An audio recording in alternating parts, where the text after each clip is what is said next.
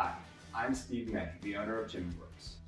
The goal was never to be the biggest. Our mindset was just to do things with excellence, one customer at a time. As we did that, it organically grew to the size that it is. I really think the biggest reason of growth is the people themselves. The people who come here usually stay.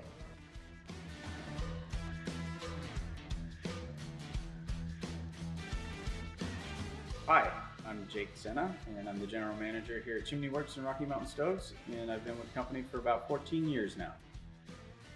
We are taking the approach of treating customers the way that we want to be treated. We think that that is a good, honest, and respectful way to do business. If we can do that with every customer, then word gets around, and yeah, things grow from there. I'm Jeremy Woods. I'm a chimney sweep here at Chimney Works. So the guys here are kind of committed for the long term, and so we want to make sure that the work we are doing is going to last, because we're going to be around to handle the complaints. So if something didn't really work out, we're going to be here and have to deal with that reality. And so we want to do everything up to masonry standards or up to NFPA standards from the beginning. So we want our work to last. We warranty it to last, and we're going to stand behind those warranties because we're doing our best to make sure that the quality of our work is at the front.